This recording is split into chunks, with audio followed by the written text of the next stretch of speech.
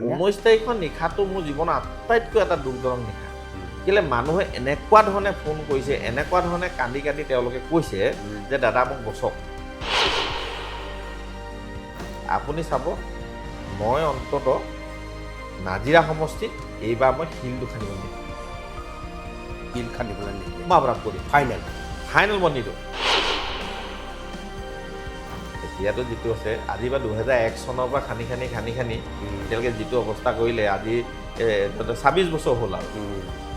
26 বছৰ হ'লে কোনোবাই নজনাকৈ আছে নেকি বহুতে কৈছে মই বৰগোহাঁই প্ৰথম 3 দিন 4 দিন নাই প্ৰথম 3 দিন 4 দিন মই লগত কেমেৰাটো লৈ ফটো মৰা মোৰ মানসিকতাটো নাই দাদা সেইটো মই আজিও কওঁ আৰু এনেও মোক জানেই যে মই এই বেছি কেমেৰা চেমেৰা লৈ গৈ নাযাওঁ কিন্তু সেইটো টাইমত মই মানুহজন বচাম নে মানুহজনক খাদ্য বস্তু দিম নে মই কাম কৰিছোঁ বুলি মই মিডিয়াত দি থাকিম গতিকে সেই দিনটোত যিটো এটা মানে মোৰ মানুহে কাটি কাটি ফোন কৰিছে দাদা যে মোৰ ল'ৰাটো উঠি গৈছে দাদা বচক দাদা মোৰ মা উঠি গৈছে মোৰ আমাৰ ঘৰত পানী পাবলৈ এবেগেট আছে মোৰ এই পালেহি মোৰ টিংখিনি উঠোৱাই লৈ গ'ল তাৰপিছতে এঘণ্টামানৰ পিছত মানুহৰ নাপায় ফোন কেলৈ অলৰেডি উঠোৱাই লৈ গুচি গৈছে আপোনাৰ সমষ্টিৰ জনতাই এই সময়খিনি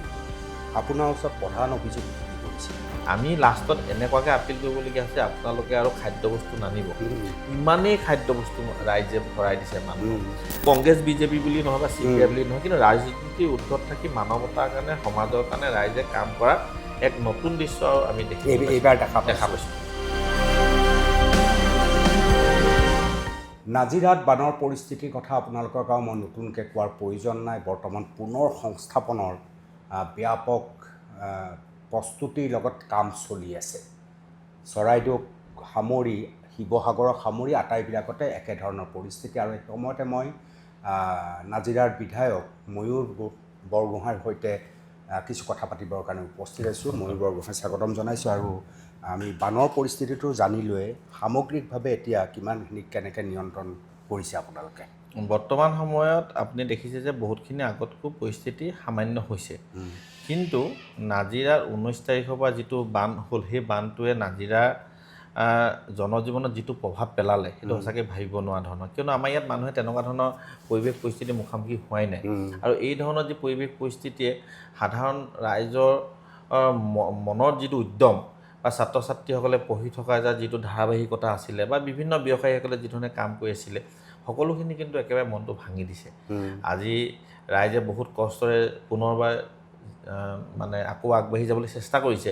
কিন্তু এটা হতাশ মন লৈ তেওঁলোক আগবাঢ়ি গৈছে এইটো যেতিয়ালৈকে প্ৰেক্টিকেল ফিল্ডত নাযায় তেতিয়ালৈকে আমি গোটেই বিষয়টো আমি উপলব্ধি কৰিব নোৱাৰোঁ কিন্তু মই দেখিছোঁ যে 19 তাৰিখ 20 তাৰিখ 21 তাৰিখ এই 3 দিন আমাৰ ৰাইজে যিটো জীয়াটো ভুগিবলগীয়া হৈছে কিন্তু 19 তাৰিখে যিটো বান আহিলে সেই বানটো অহাৰ পিছত তাৰপিছত আমাৰ 20 তাৰিখ আৰু 21 তাৰিখলৈকে ৰাইজে যিটো কষ্ট পাইছে কিয়নো বহুত ৰাইজ এনেকুৱা আছিলে আপোনাৰ টিঙৰ ওপৰতে আছে বহুত ৰাইজ ঘৰৰ ওপৰত আছে তেওঁলোক ওলাই আহিব নোৱাৰিলে চবফালে পানী ৰাস্তা পদূলিৰ পৰা গোটেইখন একদম মানে পানী হৈ গৈছে সেইটো টাইমত SDRF NDRF তেওঁলোকে যিমান পাৰিছে তেওঁলোকে কৰিছে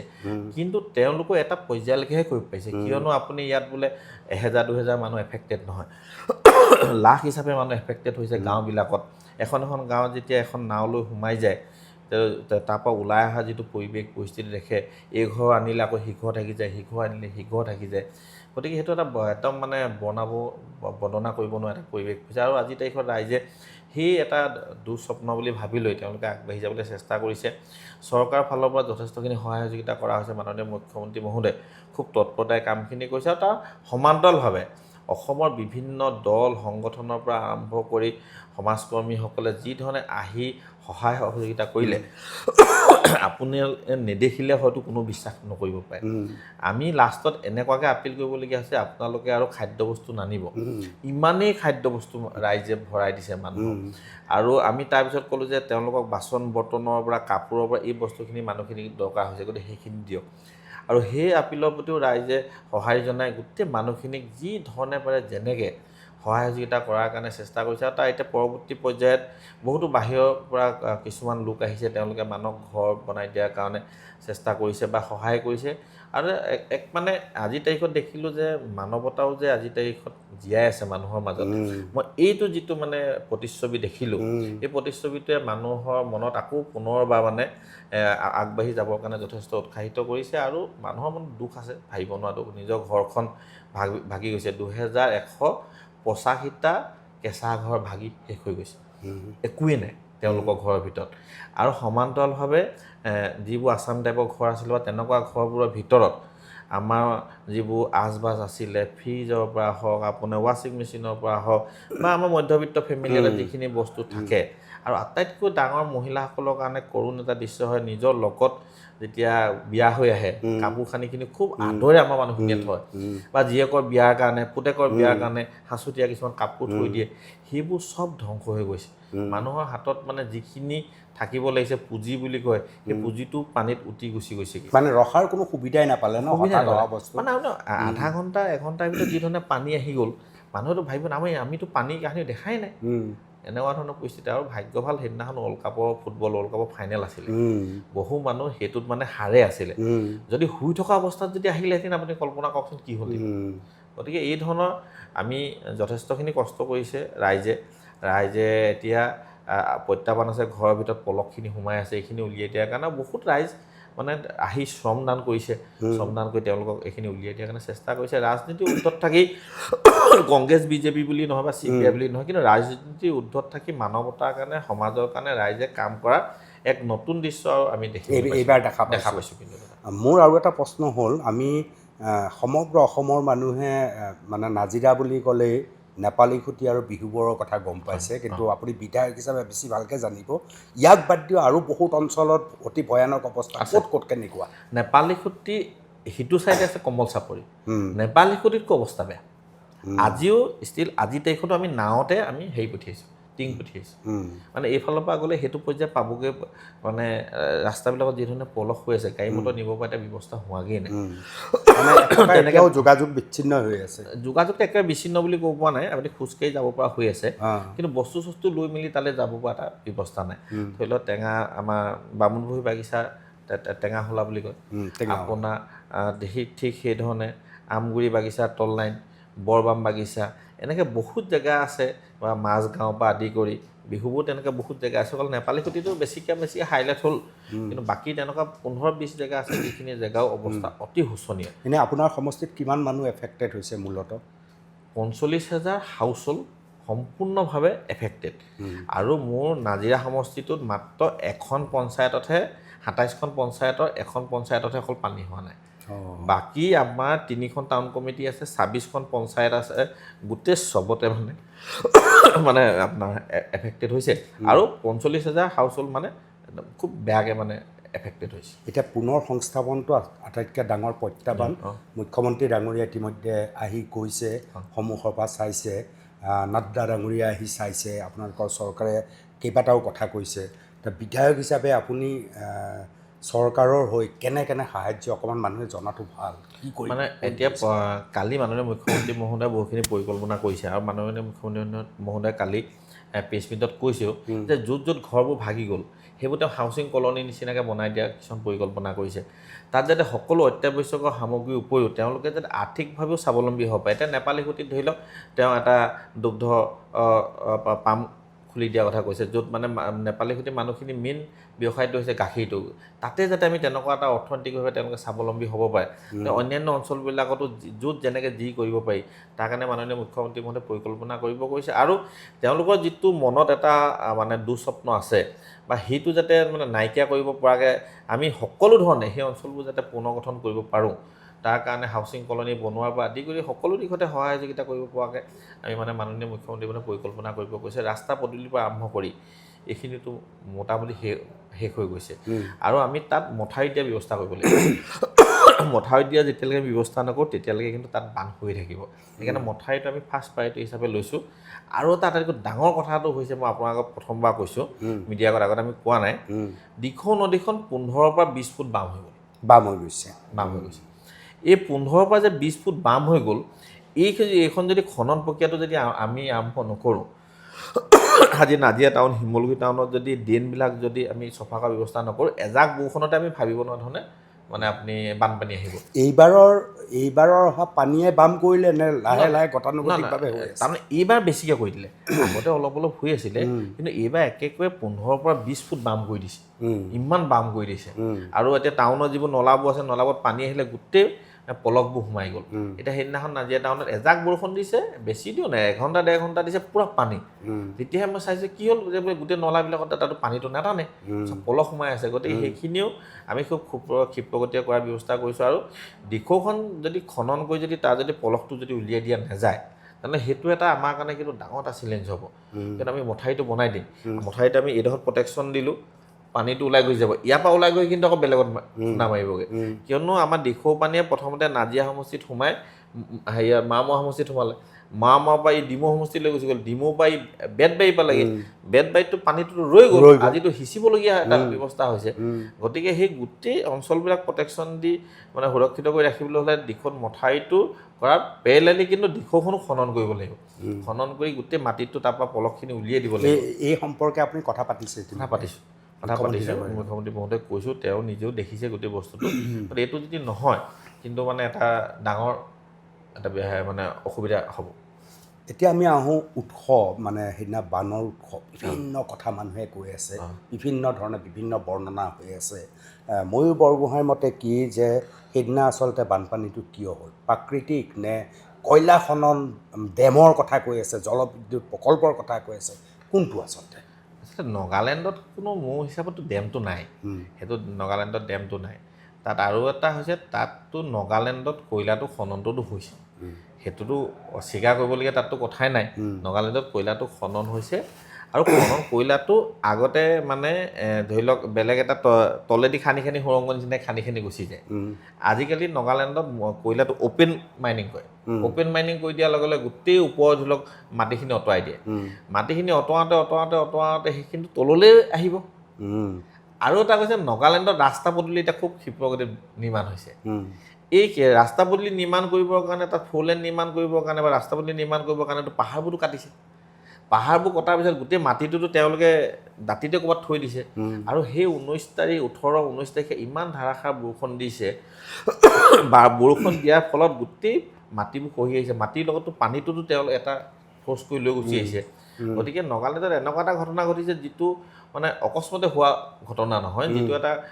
পৰ্যায় পাইছেগৈ, যিটো পৰ্যায়ৰ পৰা গোটেই মাটিখিনি খহি আহিছে। আৰু সেইটো কাৰণে আধা ঘণ্টা 1 ঘণ্টাৰ ভিতৰত 6 ফুট বা 7 ফুট পানী একেলগে তাৰপৰা মানে উঠি গুচি আহিছে। নিশ্চিতভাৱে তাত পাহাৰটো খুব ডাঙৰকৈ খহিব লাগিব, আৰু পাহাৰটো খহিবলৈ হ'লেতো তাতোতো কয়লা খান্দিবই লাগিব। গতিকে তাততো কয়লা খনন নাই হোৱা বুলিতো আমি নকওঁ। মানে তো আপোনাৰ কাৰণে এটা ডাঙৰ চেলেঞ্জ হৈ গৈছে। আপুনি একদম দাঁতি কাষৰ এটা ঐতিহাসিক অঞ্চলৰ বিধায়ক, আপুনি তাকো প্ৰথমবাৰৰ বাবে বিধায়ক হৈ আহিছে। এইটো যদি চলি থাকে, এই ধৰণে যদি হৈ থাকে, তেতিয়াহ'লে সন্মুখততো আপুনি আহিব লাগিব ন? এতিয়া নগালেণ্ডত যিটো কয়লা খনন হৈছে, মাননীয় মুখ্যমন্ত্ৰী মহোদয়কো সেইদিনাখন কৈছে, আৰু মাননীয় মুখ্যমন্ত্ৰীয়ে কৈছে যে এইটো নগালেণ্ড চৰকাৰৰ লগত পাতিব লাগিব। তেওঁলোকে পাতি এইটো কেনেকুৱা ধৰণে ছিষ্টেমেটিক এটা ব্যৱস্থা কৰিব পাৰি, যাৰ ধৰা আমাৰ যাতে অসমখন যাতে ক্ষতিগ্ৰস্ত নহয়, সেই এটা ব্যৱস্থালৈ আমি আলোচনালৈ আহিব লাগিব। আৰু তাৰ লগতে মই আপোনাক আৰু এটা কথা কওঁ, আমাৰ ইয়াত এতিয়া শিল খনাৰ কথা কয়, শিলটো খুব টেকনিকত খানে। টেকনিকত খানে এনেকুৱা হয়, আজি ধৰি লওক দিখৌ কোনোবা এটা অঞ্চলত শিল খানিব লৈছে, মষ্ট প্ৰবেবলি বৰ্ডাৰ এৰিয়াবিলাকত খানে। বৰ্ডাৰ এৰিয়াবিলাকত যেতিয়া শিলটো খানে, তেতিয়া তাত কি কয়, এনেকুৱা কিছুমান লেণ্ড আছে যিবোৰ ধৰি লওক নগালেণ্ডো নহয়, অসমো নহয়, সেইবোৰ ডিছপুট এৰিয়া বুলি কৈ দিয়ে। ডিছপুট এৰিয়াবিলাকত এনেকুৱা ধৰণে খননটো হৈ যায়, সেইটো না নগালেণ্ড চৰকাৰে একো কৰিব পাৰে, না অসম চৰকাৰে একো কৰিব পাৰে। আৰু সেইটো সুবিধা লৈ কিছুমান দুষ্ট ব্যৱসায়ী আছে, আৰু দুষ্ট ব্যৱসায়ীতো এইটোতো থাকিবই। তেওঁলোকে এনেকুৱা ধৰণে খনন কৰিছে, যিটো খনন আপুনি দেখিলে বেয়া লাগে। মই ইলেকশ্যনৰ টাইমতেই মই কৈছিলোঁ যে যদি নিৰ্বাচনত জিকো, এইটো বৰ্ডাৰ এৰিয়াবিলাকত, যিবোৰ ডিছপুট এৰিয়া বুলি কয়, ডিছপুট এৰিয়াবিলাকত গৈ ফৰেষ্টে একো কৰিব নোৱাৰে। অসমৰ যে ফৰেষ্ট ডিপাৰ্টমেণ্টে যে একো নকৰাকৈ থকা নাই, সেইটো নহয়। গাড়ীবোৰ ইয়াৰ পৰা ধৰিবলৈ যাব, তেওঁলোকে পকলেণ্ডখন পাৰ কৰা নগালেণ্ডলৈ দি দিয়ে। নগালেণ্ডলৈ যেতিয়া দি দিব, অসমৰ মানুহকেইজনে গৈতো নগালেণ্ডত ধৰিব নোৱাৰে। আৰু নগালেণ্ড পুলিচ আহিলে তেওঁলোকে পাৰ কৰা অসমলৈ পঠিয়াই দিয়ে। নদীখনে ইফাল সিফাল, সেই বা সেই এৰিয়াটোহে ইফাল সিফাল হৈ যায়। সেইটো এটা মানে খুব আপোনাৰ টেকনিকত মানে তেওঁলোকে সেইটো খনা এটা ব্যৱস্থা শিলবালি যেনেকৈ খান্দি আছে তাৰ কাৰণে দিশৰ চৰিত্ৰটো সলনি হৈছে নেকি? হয় দিশতো দিনে দিনে বাম হৈ গৈ আছে। আপুনি কয়লাই হওক যিয়ে নহওক আপুনি সেইধৰণে খনাৰ ফলত আমাৰ এইবোৰ নদীবোৰ বাম হৈ গৈছে। আপুনি আমাৰ গেলেকী নপুখুৰী পঞ্চায়ত, পিয়লি ফুকন পঞ্চায়ত আৰু ৰজাভাটা পঞ্চায়ত, তিনিখন পঞ্চায়ত আঁতত আমাৰ তিনিখন নৈ আছে, ডেঞ্চি, দৈখনা আৰু নামনাং। 2001 চনৰ পৰা যেতিয়া কয়লা খনা হৈছে তাত, সেই নদীকেইখনটো আপোনাৰ নাইকিয়া হৈ থাকিলে। ডেঞ্চি, দৈখনা, নামনাং নাইকিয়া হৈ থাকিলে। এজাক বৰষুণৰ ফলত তাত এনেকুৱা ধৰণৰ মানে হেৰি হয়, কি কয়, বানপানী হয়। বানপানী হোৱাৰ ফলত তাত কোনো মানুহে হাজাৰ হাজাৰ বিঘা মানুহে খেতি কৰিব নোৱাৰা হৈ থাকিলে। তাত আপুনি আজি 2011 চনৰ পৰা মানুহে খেতি কৰিব পৰা নাই। এইবাৰ মই পীয়ুষ হাজৰিকা ডাঙৰীয়াক সেই কথাটো কৈছিলোঁ। লোকসভা ইলেকশ্যনত পীয়ুষ হাজৰিকা ডাঙৰীয়াই যেতিয়া সেই পঞ্চায়তকেইখনলৈ গৈছিলে, তেওঁ কমিটমেণ্ট কৰিছিলে যে সেই নদী তিনিখন খনুৱাই দিব। এইবাৰ সেই নদী তিনিখন আমি খনুৱালোঁ। নদীখন খনুৱাই আমি তাত মানে পানীটো যোৱাৰ ব্যৱস্থাটো কৰিলোঁ। এইবাৰ অন্ততঃ মানুহে তাত খেতিটো কৰিব পাৰিব।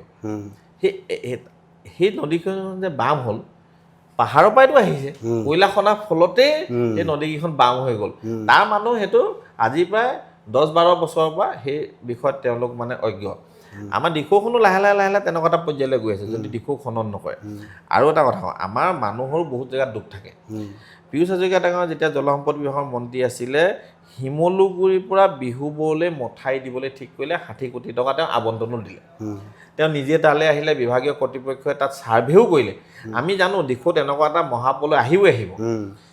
মই নিজে লৈ গৈছোঁ, নিজে লৈ গৈ তাত চাইছে, দিয়াৰ কাৰণে জোখ মাখ কৰিলে, তেওঁ নিজেও আহিলে।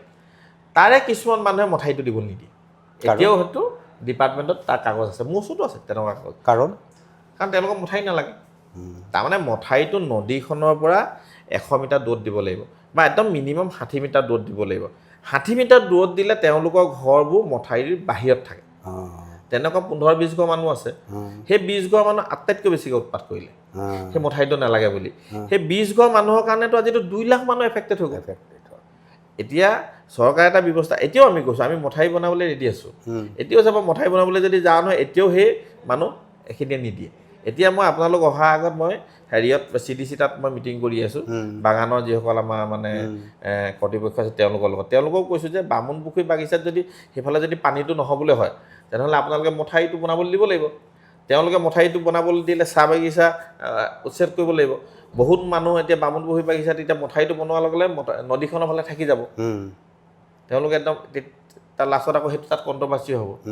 এতিয়া এইটো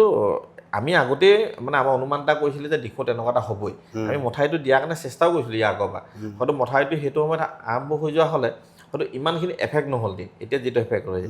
এইবাৰ এতিয়া আমি মানুহক আকৌ অনুৰোধ কৰিম, মই এতিয়া দুদিনমানৰ পিছতে ৰাজহুৱা সভা দিবলৈ দিছোঁ। ৰাজহুৱা সভা দি আপোনালোকে প্ৰস্তাৱ দিয়ক যে মানে এইটো মথাইটো লাগে বুলি। মোৰ এজন দিগন্ত বেজবৰুৱা বুলি বন্ধু এজন আছিলে, উকিল, তেওঁৱে গোটেই সেইটোত আগভাগ লৈছিলে মথাইটো লাগে বুলি। বহুত মানুহেতো তেওঁ কৈছে যে মোৰ ঘৰত মানুহ আহি সোমাই জ্বলাই দিম বুলি কৈছে মথাইটো হ'লে, মথাই নালাগে। এতিয়া অৱশ্যে মানুহখিনিয়ে যি ধৰণে মানে বেয়াকৈ ক্ষতিগ্ৰস্ত হৈছে এইবাৰ, তেওঁলোকে দিখৌ যিটো মানে তেওঁলোকে এটা ভয়ংকৰ ৰূপ দেখিছে, তেওঁলোকে হয়তো এইবাৰ নক'ব অন্ততঃ মথাইটো নালাগে বুলি। সেইকাৰণে মই ৰাইজকো অনুৰোধ জনাওঁ, য'ত য'ত চৰকাৰে মথাই বনাবৰ কাৰণে ব্যৱস্থা গ্ৰহণ কৰে, যাতে সকলোৱে যাতে সহায় সহযোগিতা কৰে। নহ'লে কিন্তু এই ধৰণৰ পৰিৱেশ পৰিস্থিতি সদায় হৈ থাকিব। যোৱাবাৰ যিহেতু জলসম্পদ মন্ত্ৰী হৈ থাকোঁতে পীযুষ হাজৰিকাই এইটো প্ৰায় কৰিছিলে, গতিকে এইবাৰ আপোনাৰ সুবিধা হ'ব কৰিবৰ কাৰণে বোধহয়। অসুবিধা হ'ব নিশ্চিতভাৱে। গোটেই প্লেন এষ্টিমেট চব ৰেডি হৈ আছে। যিকেইজন মানুহে মথাই নালাগে বুলি কৈছিলে তেওঁলোকে এপ্লিকেশ্যনকেইখন আমাৰ জলসম্পদ বিভাগত তেওঁলোকে তাতেই আছে, তেওঁলোকে গৈ দিছেগৈ। মানে 20-25 ঘৰ মানুহ নদীৰ ফালে থাকি যায় কাৰণে তেওঁলোকে মথাইটো হ'বলৈ নিদিয়ে। 19 তাৰিখৰ পিছত ময়ূৰ বৰগোহাঁই এটা প্ৰশ্নৰ সাংঘাতিক মুখামুখি হৈছে। আপুনি ডাইৰেক্ট আপোনাৰ পোনপটীয়া কোনো চাগে সোধা নাই, কিন্তু এটা প্ৰচাৰ সাংঘাতিক কৰিছিল যে ময়ূৰ বৰগোহাঁই এই বিষয়বিলাকত মাত নামাতে, কাৰণ কয়লা চিণ্ডিকেটৰ লগত ময়ূৰ বৰগোহাঁই নিজে জড়িত আছে। আৰু বহু প্ৰশ্ন সন্মুখত আহিছিল, বোধহয় অকণমান তাৰ মুখামুখি আপুনি হ'বলগীয়া হৈছে। মোৰ প্ৰশ্নটো হ'ল যে কয়লা চিণ্ডিকেটৰ লগত আপুনি প্ৰত্যক্ষ বা পৰোক্ষ কেনেকৈ জড়িত আচলতে? কয়লা চিণ্ডিকেটটোৰ লগত জড়িত বা সেইটো কথা মই আপোনাক পোনপটীয়াভাৱে ক'বলৈ গ'লে কোনোবাই যদি অকণমানো প্ৰমাণ দিব পাৰে মই এই বিষয়টোত জড়িত হৈ আছোঁ বুলি মই আজিয়ে বিধায়ক পদ ত্যাগ কৰি দিম মানে যেতিয়া মোক কয় নাজিৰা আপোনাৰ 90% মানুহে জানে যে মই এই বিষয়বিলাকত তিল মানুহ জড়িত নহয় পলিটিকেল কিছুমান কথাত যেতিয়া মোক সাঙুৰি লয় তেওঁলোকে কৈ দিয়ে আমুক জড়িত হৈ আছে মই বিধায়ক হোৱা 3 মাহ হৈছোঁ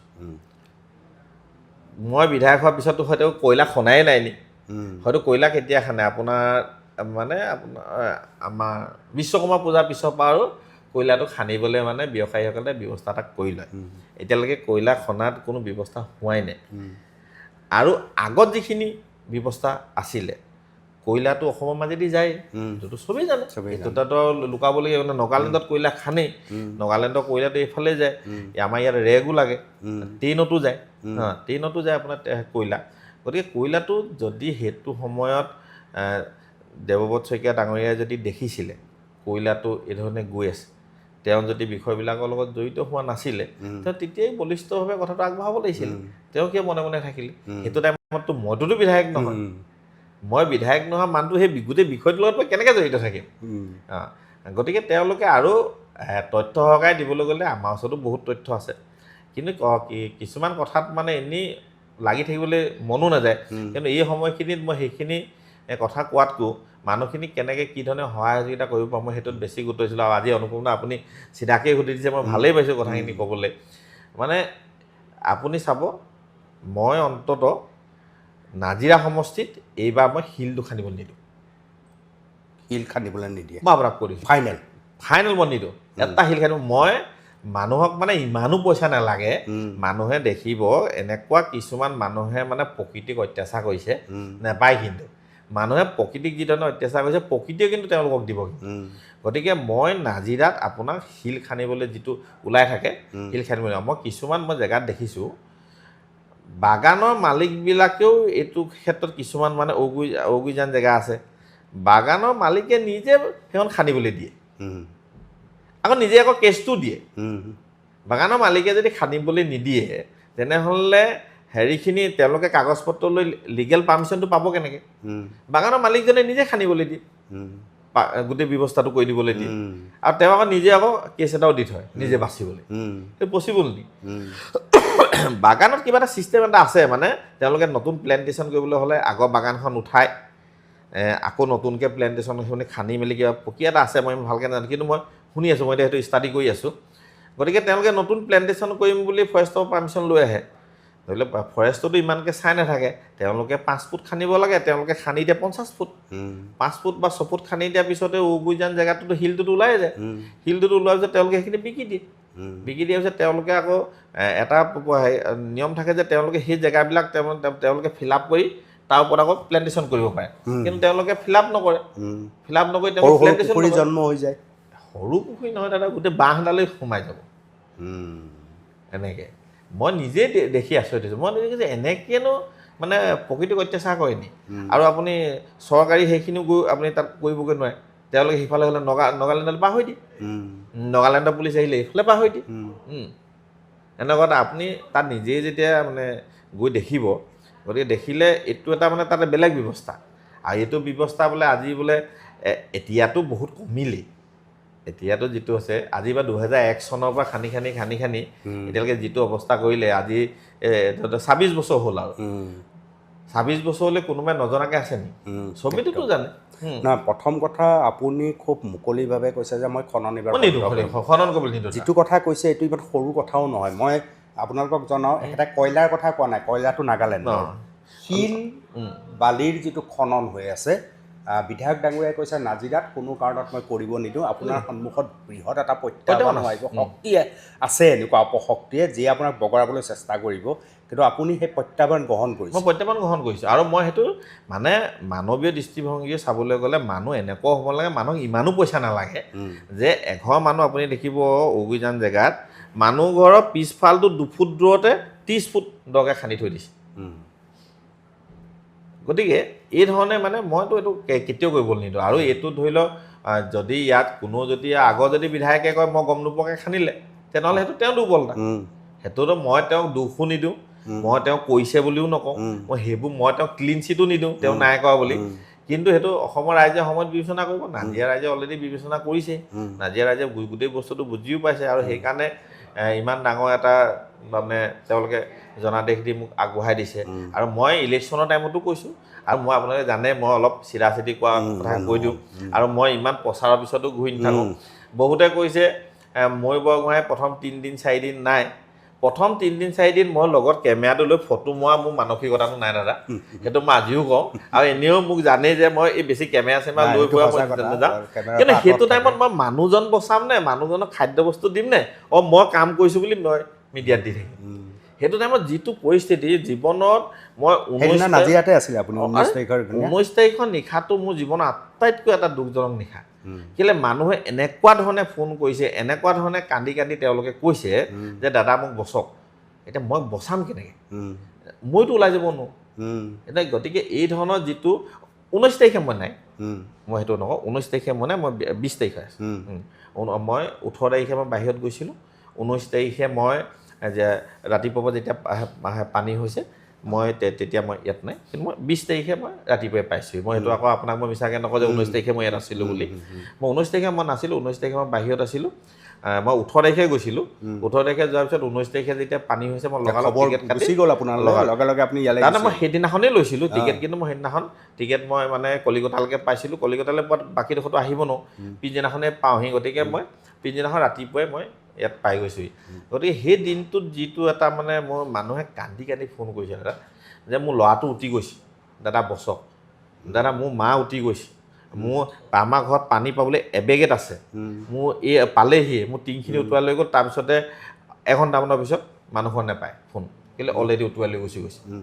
ক'ত গৈ গুচি গৈছে মানে ঠিকনা নাই গতিকে এইটো যিখিনি আমি পৰিৱেশ পৰিস্থিতি মুখামুখি মানে সেইদিনাখন হৈছোঁ তাৰপিছত অহাৰ পিছত দেখিছোঁ যে কোনোফালে যাবই নোৱাৰি ইফালেও যাব নোৱাৰি সিফালেও যাব নোৱাৰি চবফালে পানী মানুহে পানীৰ কাৰণে হাহাকাৰ 20 তাৰিখেতো আপুনি মুভমেণ্টেই কৰিব নোৱাৰে ইমান পানীৰ সোঁত গতিকে আমি এই দিনবিলাকত মানে ৰাইজক যি ধৰণে সহায় সহযোগিতা কৰিলে তাৰ লগতে মই সেইদিনাখন ধৰি লওক এটা নিউজ চেনেলত কৈছিলোঁ SDRF NDRFৰ কথাটো মই অলপ কথাটো তেওঁলোকে নুশুনিলে বাইদেউহঁতে অলপ বেলেগ টাইপলৈ লৈ গ'ল আচলতে 19 তাৰিখে পানীটো হোৱাৰ পিছত 20, 21, 22 এই 3 দিন SDRF আৰু NDRFে যি ধৰণে সহায় কৰিছে মানুহে নেদেখিলে আপুনি বিশ্বাস কৰিব নোৱাৰে সেইদিনত কোনো মানুহে মুভমেণ্টেই কৰিব নোৱাৰে আৰু আটাইতকৈ ডাঙৰ কথা মই সেইটো কথা স্বীকাৰ কৰিম কাৰণ শিৱসাগৰৰ কলেজৰ ল'ৰা ছোৱালীও তাত দৌৰা দৌৰিকৈ জইন কৰিছে সহায় কৰিবৰ কাৰণে মই দেখিছোঁ নিজে পাইছোঁ মই আৰু আটাইতকৈ কথাটো কি আমাৰ ইয়াত ধৰি লওক কিছুমানে কৈছে কি কৰিলে আৰে আমাৰ ইয়াত তেনেকৈ SDRF NDRFক ইমাৰ্জেঞ্চিৰ কাৰণে যিমান প্ৰিপেয়াৰ কৰি ৰাখিব লাগিছিলে ইমান প্ৰিপেয়াৰ কৰি হয়তো ৰখা নাই কিন্তু লগালগ মুখ্যমন্ত্ৰী মহোদয়ে ডিব্ৰুগড় তিনিচুকীয়া মাজুলী ধেমাজি লখিমপুৰ য'ত যিমান মানুহ আছে চব পঠিয়াই দিছে আৰু তাৰ লগতে বহুত পাৰ্টি আহোঁতে আকৌ দেৰি হৈছে কেলৈ বাটত আকৌ পানী হৈ গৈছে এতিয়া আপুনি আমি যদি চন্দ্ৰকলৈ যাবলৈ হয় SDRF NDRFৰ গাড়ীখন আমি যাব নোৱাৰে কেলৈ শিমলগুৰি ৰেল ক্ৰচিঙত ৰাতিপুৱা সেইফালে যাবই নোৱাৰে আকৌ তেওঁলোকে নাওখন লৈ আগবাঢ়ি যাবলৈ আৰু তেওঁলোকৰ নাওবোৰ হৈছে মানে আপোনালোকে দেখিছে ৰবাৰ নাও হোৱাৰ কাৰণে বা এইটো তেওঁলোকৰ টিউবৰ নিচিনাকৈ আছে সেইটো বহুত জেগাত মানে খোজকাঢ়ি ফুটিও সেইটো বেয়া হৈ গৈছে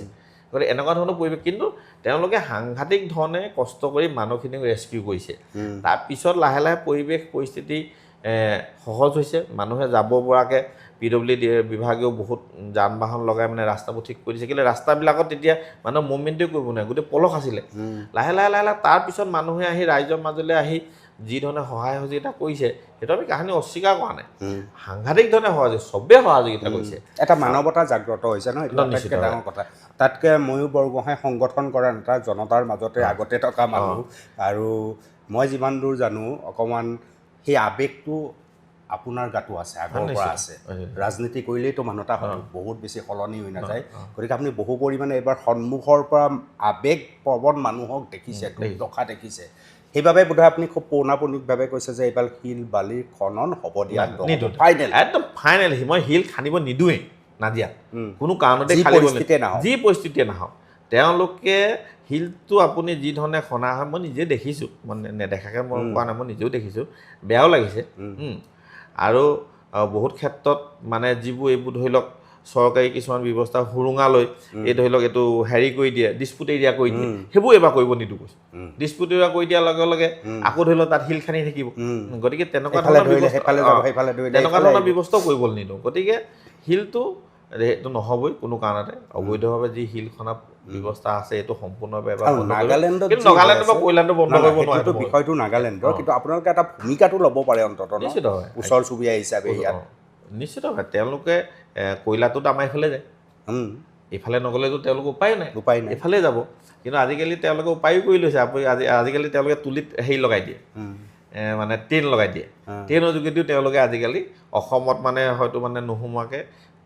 ট্ৰেইন দি পঠিয়াব পৰা ব্যৱস্থা এটা তেওঁলোকে এইবাৰ লাহে লাহে তেওঁলোকেও কিন্তু ডেভেলপ কৰিছে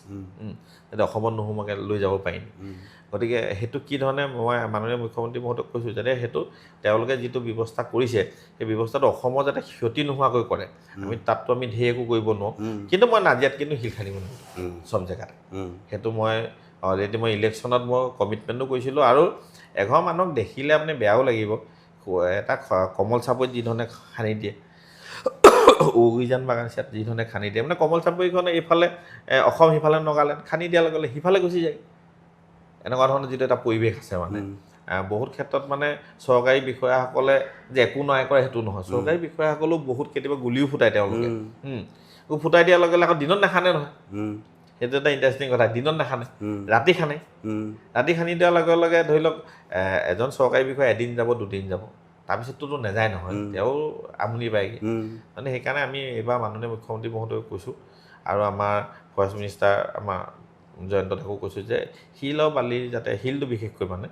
যাতে ইয়াত যাতে খননটো সম্পূৰ্ণৰূপে মানে বন্ধ কৰি দিব লাগে নহ'লে কিন্তু এটা টাইমত আমি ইয়াতকো ভয়ংকৰ পৰিস্থিতি মুখামুখি হ'বলৈ কিন্তু আৰু এই পৰিস্থিতিটো ধনী দুখীয়া নাচায় ক্ষমতাবান দুৰ্বল মানুহটো নাচায় চবকে একাকাৰ কৰি প্ৰমাণ হৈ গৈছে এইবাৰতো প্ৰমাণ হৈ গৈছে ন বিল্ডিঙত থকা মানুহ ৰাস্তাত থাকিবলগীয়া পৰিস্থিতি হৈছে নহয় জানো তেনেকুৱা পৰিস্থিতি মোৰ শেষ প্ৰশ্ন পলিটিকেল ৰাজনৈতিক অভিযোগবিলাক মই স্বীকাৰেই ধৰিছোঁ আপোনাৰ সমষ্টিৰ জনতাই এই সময়খিনিত আপোনাৰ ওচৰত প্ৰধান অভিযোগ কি কৰিছিল প্ৰধান অভিযোগ প্ৰথম কথাটোৱে হৈছে মানুহে মানে এতিয়া আমি 15,000টো যে দিছিলোঁ বহুতে কয় যে 15,000টো আমি নাই পোৱা একেঘৰ মানুহে দুটাকৈ পাইছে আৰু ধৰি লওক এই ধৰণৰ এটা চলিলে ক'ৰবাত আমি ৰিলিফ নাই পোৱা ৰিলিফখিনি ধৰি লওক বেলেগে পাইছে আমি ইমান এটা লাৰ্জ স্কেলত যি ধৰণে ৰিলিফ দিয়াৰ ব্যৱস্থা কৰিছিলে আমি এইটো নকওঁ যে ক'ৰবাত কেৰুণ নথকাকৈ গোটেই কামটো হৈছে থাকিব পাৰে সেইটো আমি অস্বীকাৰ নকৰোঁ হয়তো আমি কিন্তু পূৰা আন্তৰিকতাৰে চেষ্টা কৰিছোঁ যে একদম লাষ্টৰ মানুহলৈ পোৱা ব্যৱস্থা কৰিবলৈ কাৰণে আৰু সেইকাৰণে যেতিয়া বহুত এৰিয়া ৰিম'ট এৰিয়া হৈ গৈছিলে কোনোফালে যাব নোৱাৰে মই মাননীয় মুখ্যমন্ত্ৰী মহোদয়ক তেতিয়া হেলিকপ্টাৰ যোগেদি খাদ্যবস্তু মানে ড্ৰপ কৰিবলৈ কৈছিলোঁ আৰু তেতিয়া মই এটা কথাও কৈছিলোঁ হেলিকপ্টাৰ দি যেতিয়া ড্ৰপ কৰা হয় তেতিয়া খাদ্যবস্তু ওপৰৰ পৰা পেলাই দিয়াৰ লগে লগে বেয়া হৈ ফাটিও যায় সেইটো এটা অভিযোগো আমাক মানুহে দিছিলে গতিকে তেনেকুৱা ধৰণে আমি খাদ্যবস্তু দিয়াৰ ক্ষেত্ৰতেই হওক বা হেৰিৰ ক্ষেত্ৰত ক'ৰবাত হয়তো এটা সুৰুঙা ৰৈ গৈছে কিন্তু আমি 100% চেষ্টা কৰিছোঁ যে চবেই পাওক আৰু আমাৰ ইয়াত আটাইতকৈ ডাঙৰ প্ৰব্লেমটো হৈছে মানুহে পোনে কৈ দিয়ে যে গাঁওবুঢ়াই দিয়া নাই কোনে কৈ দিয়ে ৱাৰ্ড মেম্বাৰে দিয়া নাই প্ৰেচিডেণ্টে দিয়া নাই কাউন্সিলাৰে দিয়া নাই কিন্তু তেওঁলোকে এই কথাটো ভাবি নাচায় তেওঁলোকৰ ঘৰখন যি ধৰণে ধ্বংস হৈ গৈছে ৱাৰ্ড মেম্বাৰসকলৰ ঘৰখনো ধ্বংস হৈ গৈছে প্ৰেচিডেণ্ট কাউন্সিলাৰ তেওঁলোকৰ ঘৰখনো ধ্বংস হৈ যোৱাৰ পিছতো তেওঁলোকে কিন্তু ৰাইজৰ কাৰণে সৰ্বোচ্চ উজাৰি কাম কৰাৰ কাৰণে চেষ্টা কৰিছে হয় ক'ৰবাত নহয় ক'ৰবাত এটা মানে ৰৈ গৈছে কাৰণ সেইটো আমি অস্বীকাৰ নকৰোঁ তাৰ লগতে 15,000 টকাটো দিওঁতে সেইটো টাইমত খুব জল্দি কৰাৰ কাৰণে তাৰ মাজতেতো অলপতো ইফাল সিফালটো মানুহ থাকে আৰু সেইটোতো আমি 100% চব ভাল বুলি ক'ব নোৱাৰোঁ কোনোবাই সেইটো বহুত বিজেপিৰ মানে সুযোগ লৈছে সেইটো অভিযোগ অস্বীকাৰো কৰিব নোৱাৰি থাকে তেনেকুৱা কিন্তু লগালগ আমি আকৌ এইটোও কৈছোঁ এতিয়া আমি আধাৰ কাৰ্ডত আমি লিংক কৰাই দিছোঁ এতিয়া আধাৰ কাৰ্ড লৈছোঁ আধাৰ কাৰ্ড লিংক কৰি দিলে কোনোবাই যদি এঘৰ মানুহে যদি ককাই ভাই দুটাই লৈছে নহয় এটা পইচা আমি উদ্যোগ কৰাই দিছোঁ বেংকৰ যোগেদি উদ্যোগ কৰাই দিছোঁ গতিকে তেওঁ দুটা যাতে কোনো কাৰণতে ল'ব নোৱাৰে সেইটো আমি ব্যৱস্থা কৰিছোঁ আৰু এইবাৰ এতিয়া মাননীয় মুখ্যমন্ত্ৰী মহোদয়ে ঘৰে ঘৰে ছাৰ্ভে কৰাইছে আৰু যিসকল মানুহৰ ঘৰ দুৱাৰ অনিষ্ট হৈছে মিনিমাম 1,70,500 টকা মুখ্যমন্ত্ৰী মহোদয়ে দিবৰ ব্যৱস্থা কৰি দিছে নাজিৰাটো চবতে নাজিৰা আপোনাৰ শিৱসাগৰ জিলা চৰাইদেউ জিলা যোৰহাট গোলাঘাট এই জিলাবিলাকত সেইদিনা আৰু মুখ্যমন্ত্ৰী মহোদয়ে গোটেই প্ৰশাসনিক বিষয়াসকল আৰু আমি নিজেও আছোঁ, আমি নিজে ট্ৰেইনিং লৈছোঁ, মুখ্যমন্ত্ৰী মহোদয়ে নিজে ট্ৰেইনিং দিছে যে আমাৰ মানুহখিনি যাতে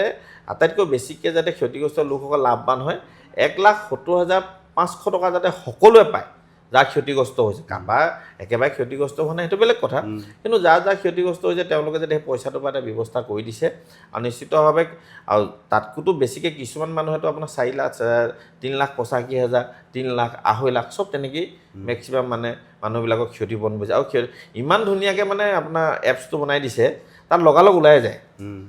মানুহজনে কিমান ক্ষতিপূৰণ হৈছে, ফটোখন আপলোড কৰি দিব লাগে, আপলোড কৰি দিয়াৰ লগে লগে প্ৰত্যেকটো বস্তু এগেইনষ্টত ক্ষতিগ্ৰস্ত বস্তু এগেইনষ্টত প্ৰাইচটো দিয়াই আছে, গতিকে লগালগ ওলাই যায়। আপোনাৰ বোলে অনুপম দাৰ ঘৰত বোলে 3 লাখ টকা হৈছে, মোৰ ঘৰত বোলে 2 লাখ টকা হৈছে, তাত কি কি আছে, আপোনাৰ ঘৰত হয়তো গৰু বেছিকৈ মৰিছে, হাঁহ বেছিকৈ মৰিছে, মুৰ্গী মৰিছে, গাহৰি মৰিছে, ধান লোকচান হৈছে, সেইকাৰণে তেনেকৈ পাই গৈ আছে। গতিকে সেইধৰণে এটা সুন্দৰ ব্যৱস্থাৰ যোগেদি চৰকাৰে ক্ষতিপূৰণ লোকসকল যাতে সৰ্বোচ্চ লাভৱান হয় তাৰ কাৰণে ব্যৱস্থা কৰিছে। আৰু মই নিজেই শিক্ষকসকলৰ ট্ৰেইনিঙত মই নিজেও গৈছোঁ, কালিও মই চিসকলৰ লগত বহিছোঁ, কৈছোঁ যে আপোনালোকে পইচা দিয়াৰ ক্ষেত্ৰত কিন্তু আপোনালোকে কিবলানি নকৰিব, চৰকাৰে পইচা দিছে, মুখ্যমন্ত্ৰী মহোদয়ে চবকে দিবলৈ দিছে, আপোনালোকে দিয়াৰ ব্যৱস্থাটো কৰক। মানে কিছুমান এটা ব্যৱস্থা থাকে, ধৰক পইচাটো দি মোৰ কিবা হ'ব বা নিজৰ পইচা বুলি বহুতে ভাবি লয় নহয় দিবলৈ। গতিকে সেইকাৰণে আমি সকলোকে কৈছোঁ যে এই যিসকল ক্ষতিগ্ৰস্ত হৈছে তেওঁলোকে যাতে আটাইতকৈ বেছি লাভৱান হয় তাৰ কাৰণে কিন্তু ব্যৱস্থা চৰকাৰে কৰি দিছে। আৰু সেই ব্যৱস্থাটোত আপোনালোকে কিপনালি নকৰিব, মানুহক আপোনালোকে দিয়ক। বহুত বহুত ধন্যবাদ জনাইছোঁ ময়ূৰ গোহাঁই, যথেষ্ট কথা ক'লে ময়ূৰ বৰগোহাঁয়ে। আৰু তাৰ ভিতৰত আপোনালোকে স্পষ্টকৈ শুনিছে যে এইবাৰ শিলৰ যিটো খনন, সেই খনন ময়ূৰ বৰগোহাঁয়ে কৰিবলৈ নিদিয়ে। বহুত কথা ওলাই থাকে, পিছৰ পৰা ওলাই থাকে, সন্মুখৰ পৰা কিছু কথা ওলোৱা ভাল। সেইবাবে আজি